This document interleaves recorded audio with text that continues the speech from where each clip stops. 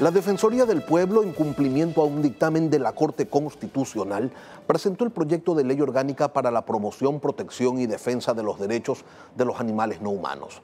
El proyecto lo tramita la Comisión de Biodiversidad de la Asamblea Nacional y se genera una polémica cargada de preocupaciones desde los sectores productivos porque señalan, entre otras cosas, que habrá un encarecimiento de la proteína animal y una amplia afectación en la industria alimenticia, en un sector de la industria manufacturera, también en la industria turística. Vamos a revisar esta mañana el otro lado de esta discusión. Nos acompaña la abogada Inti Alvarado Romero, integrante del colectivo LOA. Abogada, buenos días, bienvenida a Contacto Directo. Muchísimas gracias por la invitación. Estamos aquí para darle voz a los animales no humanos. Abogada, empecemos por el principio. ¿Por qué ustedes sostienen que esta ley es necesaria, que es imprescindible? Es una orden de la Corte Constitucional. Por primera vez en el Ecuador y en el mundo, derechos concretos se han reconocido a los animales no humanos, los animales de las demás especies. Esto no existe en el ordenamiento jurídico. Sin una ley no se puede materializar. La ley es necesaria, es urgente y además tiene un plazo definido. Tiene que aprobarse luego de su debate hasta este agosto de 2024. Lo que se está planteando en esta norma es un cambio sociocultural. Por supuesto que sí, lo dice la propia Corte Constitucional, de hecho lo dice nuestra Constitución de 2008. Este término sociobiocentrismo que acuña la Corte para explicar en qué consiste el cambio sociocultural se refiere específicamente, dice la Corte, a las prácticas que se utilizan de parte de los seres humanos para el uso de los animales, de todos los animales, y la Corte expresamente se refiere también a aquellos animales destinados a domesticación y a uso, que son, entre otros, los que se utilizan para consumo, vestimenta y demás usos que hace el ser humano. El proyecto plantea, en el artículo 4, literal B, la implementación del interés superior de los derechos de los animales no humanos, así como lo son los derechos de los niños y de las personas con capacidades especiales. ¿Por qué, abogada? Este es un principio sumamente útil. Va a ayudar a que los tomadores de decisiones, las autoridades, cuando se encuentren en un caso particular que requiere la protección de un animal, antes de tomar medidas administrativas, como por ejemplo retirar al animal, colocarle en un hogar temporal, darle atención de salud integral, entre otras medidas, puede hacer una evaluación de la situación del caso particular del animal, que es lo que pide la Corte. La Corte dice, no es que se va a dar protección a los derechos de las especies, estamos hablando del individuo animal, y por eso hay que hacer ese ejercicio previo de evaluar el caso de cada animal antes de tomar las medidas administrativas. A eso se refiere el interés superior del animal. Cuando se dice en el proyecto, también en el artículo 4, pero en el literal D, que los animales no humanos son sujetos morales, ¿se está diciendo que tienen capacidad de discernimiento ético? Es decir, que toman decisiones basadas en los principios del bien y del mal, que tienen libertad de conciencia libertad, conciencia y voluntad, y por ende son responsables de sus acciones. Quiere decir que son sujetos morales para la actividad humana, es decir, que tienen que estar en las consideraciones de nuestra especie. El uso de los recursos que se hace de la naturaleza, donde también están los animales, tiene que tener el límite de sus derechos propios. Aunque la Corte, al igual que a nivel global se ha venido discutiendo sobre los animales, ya ha reconocido que los animales tienen capacidades de perseguir sus propios intereses, de buscar sus beneficios y de tener sus proyectos de vida. ¿Y eso cómo se lo determina? ¿Quién lo determina? ¿Quién sabe qué proyecto de vida está persiguiendo un animal? O sea, no sé. Esta es una reflexión que hace la Corte para llegar a la conclusión de que cuando los seres humanos tengamos que tomar decisiones respecto del uso de recursos de la naturaleza, que incluye la explotación de animales, los derechos de los animales tienen que estar involucrados. De hecho, hay una jurisprudencia constitucional que se refiere a que los animales, como individuos, son sujetos de la economía. ¿En estricto derecho, abogada, se puede ser sujeto de derechos sin ser sujeto de obligaciones? Se puede. Ya tenemos el ejemplo en nuestra propia especie, donde hemos logrado ampliar el marco de sujetos de derechos a otros individuos. Ahí se incluyen niños y niñas que no pueden asumir obligaciones, que en su momento también eran objetos como los animales y pasaron a ser sujetos de derechos, entre otros muchos ejemplos que nos da la historia de cómo los seres humanos a nivel de la evolución de conciencia, también alcanzan una evolución jurídica. En el artículo 6, literal E, y me va a perdonar que sea tan específico, pero es para que la gente se involucre con el texto de manera específica. Se señala que las personas a cargo del cuidado de animales no humanos deben garantizar estados psicológicos positivos, evitando los estados negativos. Y el artículo 12 dice que tienen los animales no humanos derecho a la integridad física y psicológica. ¿Quién determina el estado psicológico de un animal no humano?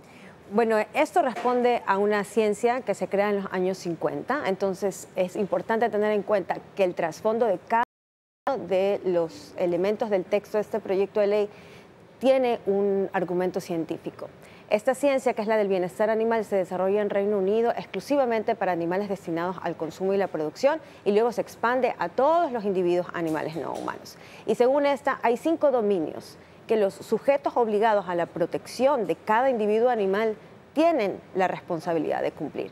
Uno de esos dominios es justamente su estado emocional, porque los animales no son cosas, los animales no son seres inertes, son seres que no solamente tienen un cuerpo físico, sino también una psique que requiere de condiciones que les permitan vivir en de miedo y de temor, que son las libertades que les han sido reconocidas. En el país hay psicólogos que puedan, no sé, dedicarse a esto, a garantizar la salud psicológica de los animales no humanos. La rama en la línea veterinaria para referirse a la salud emocional de los animales es la etología. Ese es el término correcto. Ahora, no se está diciendo que los animales tienen que tener psicólogos. Lo que se está diciendo...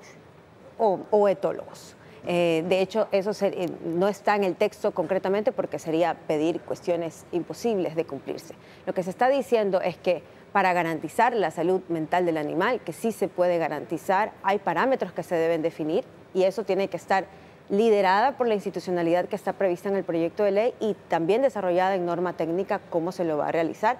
Pero hay parámetros muy concretos. El animal no tiene que ser arreado, ni criado, ni manejado de formas en que les infundan miedo, temor, lo cual también se manifiesta en el comportamiento del animal. Cuando en el artículo 17, literal C, abogada, se señala que no podrán estar confinados los animales no humanos en jaulas convencionales ni en jaulas de batería, lo que se está proponiendo es un cambio total en la industria avícola del país. Se está produciendo un cambio progresivo. Se ha planteado un periodo de transición de hasta 12 años, que igual siempre está dentro de la mesa legislativa, la duración de estos periodos de transición. Y eso no implica, y aquí el imaginario tal vez puede ser un poco extremo desde la ciudadanía, también muy aprovechado por los sectores que están en contra de este proyecto de ley porque intenta erradicar prácticas de crueldad hacia los animales, que es pensar que todos los animales van a salir libres y que van a estar andando por la tierra de forma desproporcionada. Esa no es la mirada, ¿no? Hay galpones, que es, digamos, un segundo tipo de uso que se hace después de las jaulas. Lo importante es que los animales no estén aprisionados en pequeños espacios que miden una hojita A4 durante toda su vida, de manera que ni siquiera pueden estirar sus alas, ni pueden realizar su conducta natural. Un derecho que la Corte ya les garantizó a estos individuos, a estos sujetos, es que puedan desarrollar su libre comportamiento natural según su especie. En estas jaulas no lo pueden desarrollar. Para garantizar ese derecho, progresivamente tienen que abrirse esas puertas y dar mayores espacios de luz solar, que actualmente no los tienen los animales, espacios de tierra para poder realizar sus conductas naturales, para poder socializar y para que puedan tener suficiente espacio para desarrollarse también. Cuando se prohíbe el uso de antibióticos, artículo 17, literal G, así como el uso de antimicrobianos subterapéuticos, ¿qué es lo que se busca? Básicamente, y el subterapéutico muy específicamente se refiere a no generar resistencia con el uso desproporcionado, indiscriminado de estos antibióticos. No quiere decir que no se van a utilizar. Pero ahí dice, se prohíbe el uso de, no se señala el uso indiscriminado de. Es específicamente el subterapéutico. Y esa es una gran diferencia entre el antibiótico o el antimicrobiano que se utiliza para la salud del animal, para controlar una posible epidemia. Eso es perfectamente dable, pero el subterapéutico tiene un uso específico que puede generar resistencia a estos productos. Y eso va a tener un impacto directo en la salud del animal y en la salud pública también, porque se trata de la salud del consumidor. Y existen estudios científicos incluso en nuestro país de cómo está correlacionado el uso de estos antibióticos subterapéuticos con muertes humanas. Abogada, la prohibición del uso de pelo de animales en la industria, ¿cómo deja, por ejemplo, a la industria del tejido?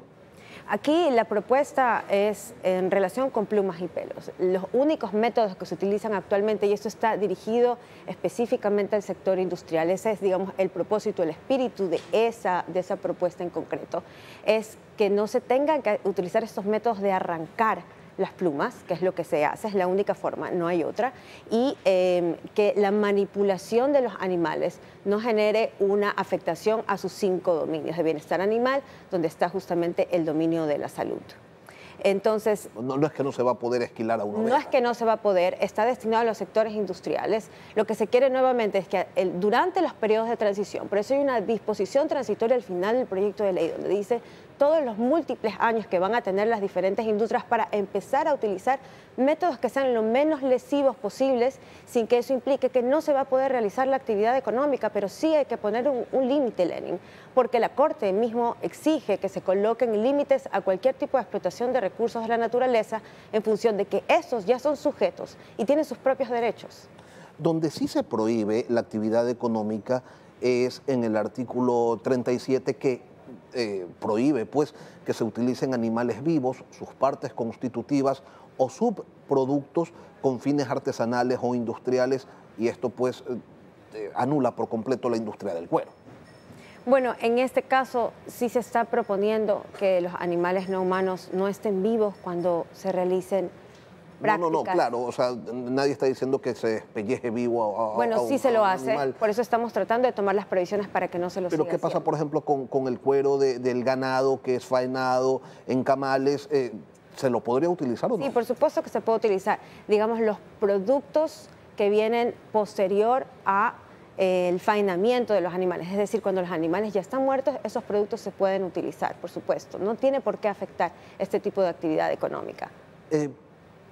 ¿Ustedes han logrado determinar porque estos cambios, esta ampliación de los derechos de los animales no humanos significa un costo para las industrias, y ustedes lo tienen claro? Nos decía hace un par de días Rodrigo Gómez de la Torre que eso equivale a 11 puntos del PIB. ¿Ustedes avalan esa cifra, la contradicen? No sé.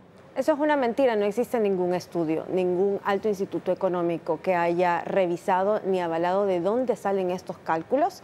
Lo que sí sabemos es que los representantes de estos grandes sectores productivos, y no nos referimos a los pequeños ni medianos, sino a los grandes sectores productivos, tienen una preocupación sobre su margen de ganancia al corto plazo en el momento en que tienen que iniciar procesos de transición de hasta 12 años, que son los que se plantean para ir adaptando, cambiando prácticas que son crueles hacia los animales porque son nuevos sujetos de derechos. Y entonces se inventan estas cifras infladas para generar miedo y decirle directamente a la ama de casa que va a tener una repercusión en su canasta básica, y eso no es cierto. Abogada, ahora el ministro de Agricultura ha adelantado que en caso de ser aprobado este proyecto de ley, el veto del Ejecutivo será total. ¿Cómo toman ustedes este pronunciamiento? Bueno, el señor ministro es una persona tan desinformada como la mayoría de personas que han expresado su oposición al proyecto de ley. Él, de hecho, promocionó un delito como la mascotización de animales silvestres. Entonces, la verdad, jurídicamente, éticamente, no tenemos ningún reparo en decir que él está equivocado, y por tanto las decisiones que desde su lado se asesoren al Ejecutivo, como es el veto total a la ley, también es una equivocación. Además, porque jurídicamente no es posible, la Corte Constitucional emitió disposiciones, entre estas que la ley se debata y se apruebe en hasta 2 años. Si el veto total lo impide, entonces estarían incumpliendo con una orden constitucional. Y yo le quiero agradecer a la abogada Inti Alvarado, coordinadora jurídica del colectivo LOA, quien nos ha acompañado la mañana de hoy aquí en Contacto Directo. Muchas gracias a usted y a toda la audiencia.